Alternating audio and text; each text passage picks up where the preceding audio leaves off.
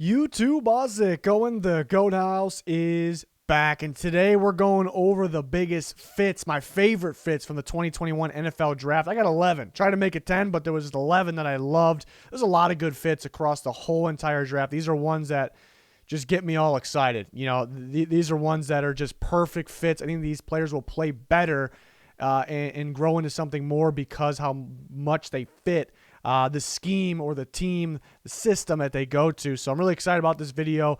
One of my favorite ones we do every year. So bunch of videos like this. We got 10 biggest steals. We got winners, losers, grades for every draft, all that, more to come. Get into our season predictions, schedule breakdown in the near future. That's right around the corner. So join us for that. Smash that like button, subscribe, follow us on Twitter. You guys vote for draft grades. Those are about to end actually though. So make sure you check those out. That'll turn into a video. So I'm going in order from how they were picked. So I got one in the first round here. Obviously, there's ones earlier in this that are fits.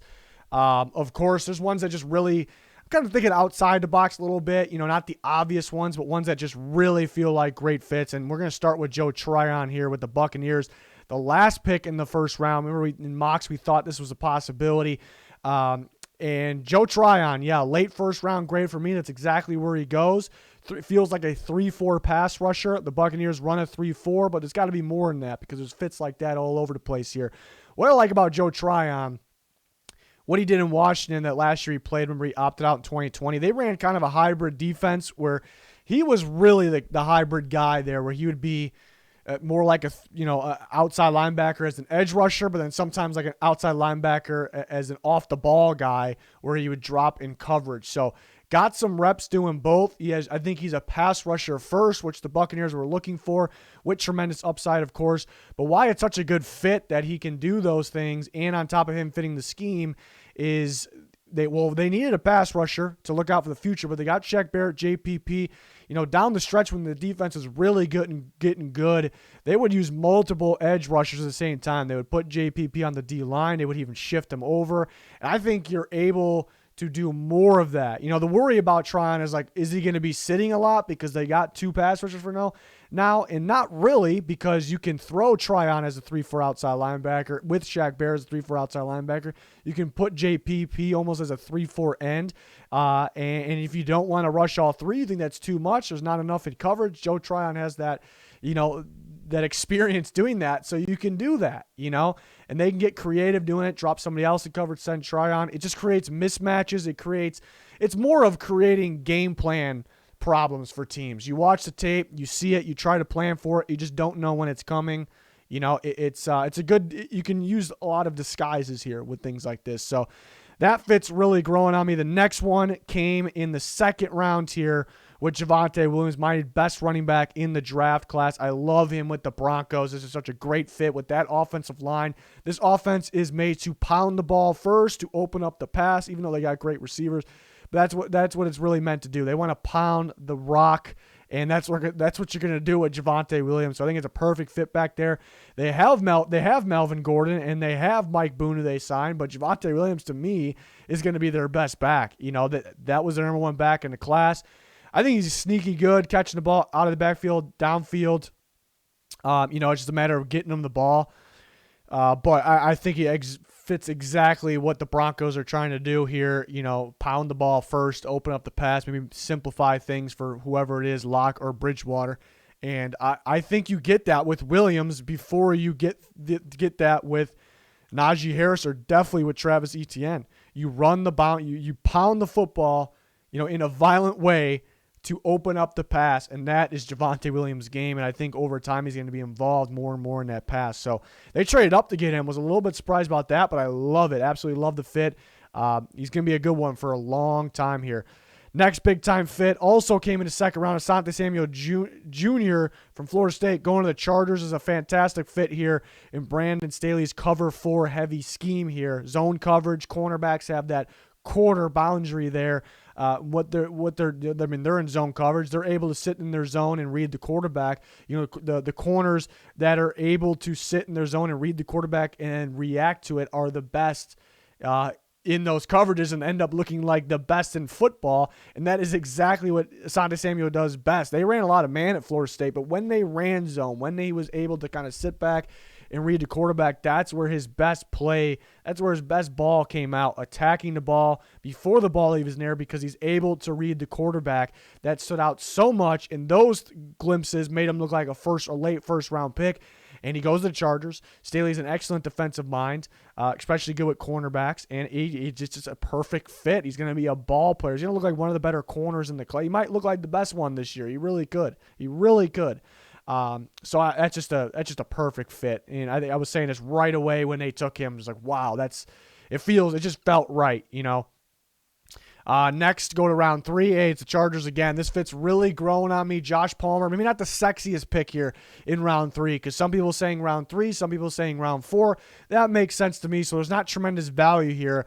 But I absolutely love the fit, you know, with Justin Herbert ball. I think Palmer, I'm calling it Herbert ball. Palmer fits that Herbert ball. He really does. I think he's a downfield specialist. He's really good fighting off cornerbacks. Similar ways than Jamar Chase, to how Jamar Chase does it. That's kind of what stands out. Jamar Chase, obviously, is not that, but there was kind of limited outside receivers in the draft. So you see some that are able to do those things downfield, tracking the ball, making the catch, fighting off the corner in a legal way. And there's only really a handful of them in the draft, and I thought Josh Palmer was one of them. They got some the Chargers, that is, got some under-the-radar guys that stepped up last year that were solid downfield, but, you know, Keenan Allen's good everywhere, but I think his best ball is, you know, the medium routes, you know, but I mean, again, he's a do-it-all guy. But I think adding this type of player for that type of game that they want to play is perfect. I actually think that opens up things underneath, too. I think that's going to stretch the field. It's going to stretch the defense. It's going to stretch the defense out because they're worried about Herbert's arm. They're worried about guys like Palmer downfield, and that's going to be money for guys like Austin Eckler, you know, slip screens underneath. One example of many. So I think, you know, this one's really, it's not a great value pick. It's maybe not the sexiest pick, but it's a really good fit when you start thinking about it. So the Chargers back to back there in terms of my favorite fits. Next, round 3. Wasn't really thrilled with the Raiders draft, but I did like the pick of Divine Diablo from Virginia Tech. You know, at Virginia Tech, he played a little bit of everything. You know, he was more known as a strong safety, but he did play free in his strong safety / rover duties, kind of brought him up in the box, almost acting as a linebacker. And he's really good scanning the field, reacting, tackling, making plays, forcing fumbles, getting his hands on the ball, you know, things like that. You know, every time there was a big play that happened for Virginia Tech, it was him. It felt like another one that's not it's not a great value, really. I mean, I had a round 3 grade on him. I think pretty much everyone did. That's where they got him. So it's just a good pick there. But I just love the fit because teams in the NFL that have that style of player that I explained that Diablo is usually are more of those cover 3 heavy teams. And Gus Bradley, as their new defensive coordinator, runs a cover 3. You know, a lot of times the cover 3 robber coverage, they call it. They have that.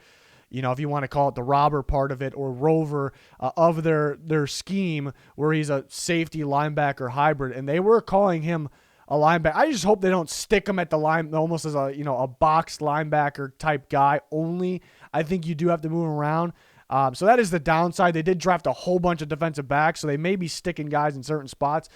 So we'll see how they handle that. But I think it's just I think he needed to go to a cover 3 team, and because that was his perfect fit. And he did. Gus Bradley and the Raiders, they will run a ton of cover 3, so another great fit there. Coming here in round 4, I like Ramondre Stevenson to the Patriots. I was a big fan of Ramondre Stevenson. He's my number 5 running back in the class. He's kind of missing that long speed. I don't think he really needs it for his type of game. A lot quicker than given credit for. Can obviously break tackles. A lot better catching the ball out of the backfield than given credit for, and maybe downfield as well. This is a Patriots type back. You know, they're very, it feels like they get a lot of running backs, but at the same time, they're very picky about them. You know, they need a certain physicality, certain, athleticism, got to be able to catch the ball as well. It just fits kind of in that mold of those types of backs, and it seems like they switch off which one each year is the best one. So I think Stevenson could be that guy one day for several years running. So I just really like the fit. Just feels like a Patriots type back. He's going to be physical. He's going to get you yards. He's quick. He make you move. His movements, he make you miss because his movements laterally are pretty impressive. So. Again, this is my number 5 back. I love this for the Patriots. Just feels like their type of back here. Next up, Robert Rochelle. It's kind of weird because it looks like the same exact picture left and right. But sleeper corner for sure. I thought he can go as early as the second round. Third round felt right. They get him in the fourth. This is maybe, I was kind of talking about him leading up to the draft, maybe the freakiest athlete, the biggest freak of an athlete in the entire draft. And there's some freaky ones. Maybe Jason Away, totally different position. But Rochelle, can jump out of the gym, the stadium. He can jump out of the stadium. He'll fly past you. Crazy speed, crazy change of direction. And he has the traits too as well. He's got the length, the playmaking ability at the cornerback position. You just really got to find technique. He doesn't really have the smoothest, footwork. It's not bad, but smooth footwork, hips, but he was a big-time playmaker.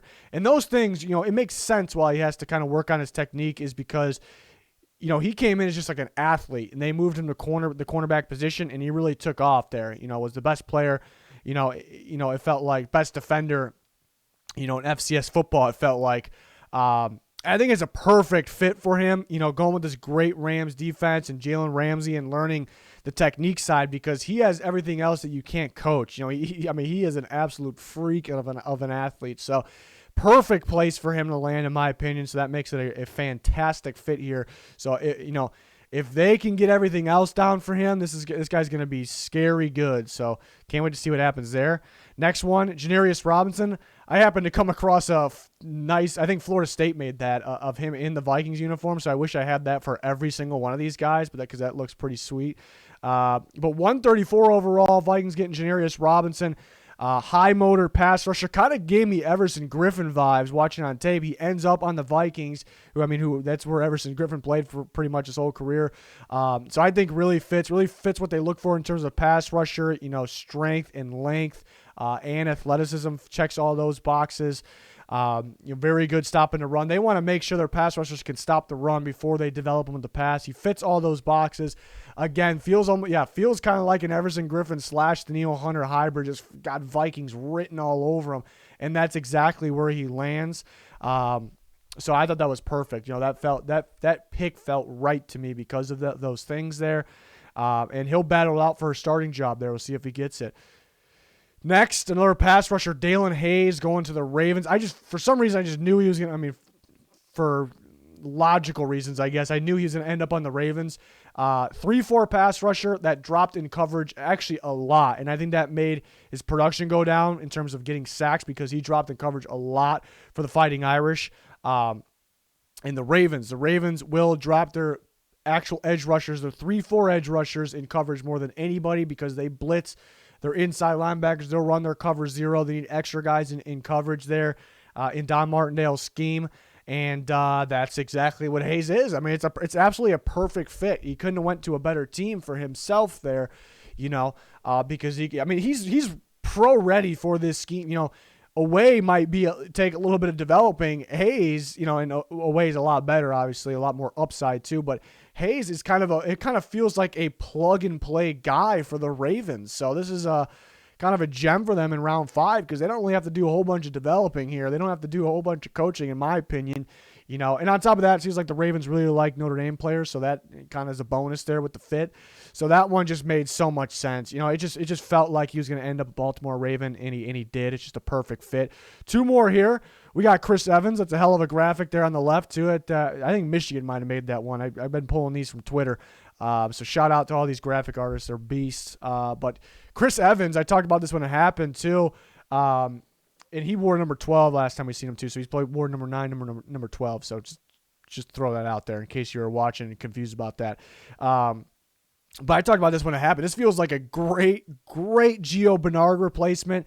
I think he's a physical back that also has good quickness to him, good wiggle to him, that, sees the hole, hits the hole, and can really catch the ball very well. Underrated in that category, out of the backfield, downfield. It's just kind of all the boxes that Bernard checked. Bernard wasn't really great at anything. He wasn't elite in anything. He was pretty quick, can move a bit, but he had a good amount of strength with that. Didn't have crazy speed, wasn't known as the best running back, catch the ball out of the backfield. And it's just, a lot of it just reminds you of Evans. I think the change of direction, making guys miss, with lateral movement, Bernard, Evans, so similar. I think I was, maybe the biggest Evans fan in terms of prospect rankings there was. I really liked his game.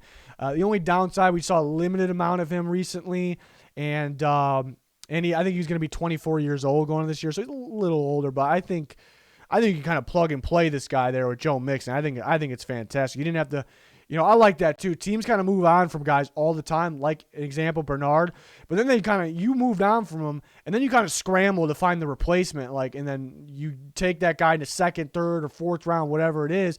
Like, why didn't you just keep the guy? You devalued it, then you valued it again. I hate that when teams do that. And Evans should have went in that, that 4 range, but the Bengals didn't need to use value on him, really. He fell right in their lap here, so they kind of played the draft, their board very well with that. So I like that a lot there.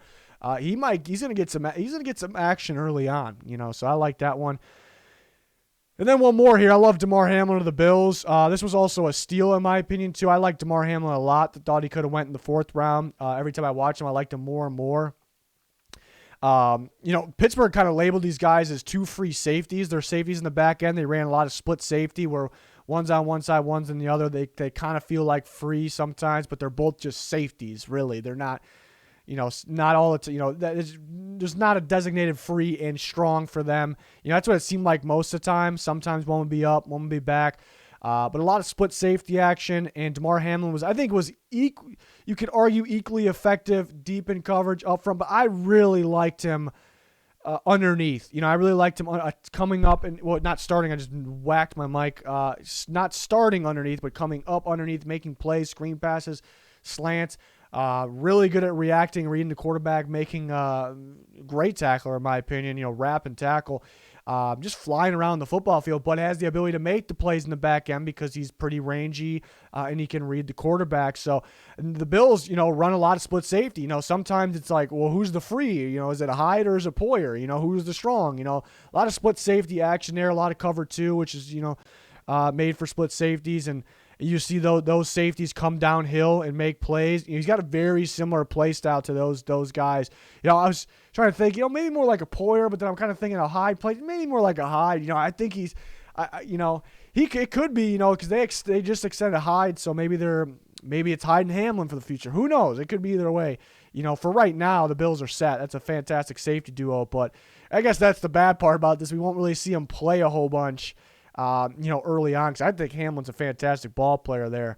I really liked his tape. I think he's got a lot of upside as well. So just a lot of things you can't coach. So I thought that was it just felt right in that in that Bills system. He's very similar to their safeties they have.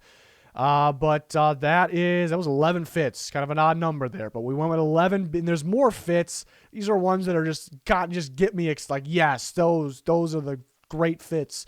Some of them I didn't really, that happens every draft too. You don't really think about it until it happens. And you see that like, wow, yes. So it's one of my favorite parts of the draft, seeing that pick and kind of thinking about it like, oh, okay. Yeah, that makes sense now.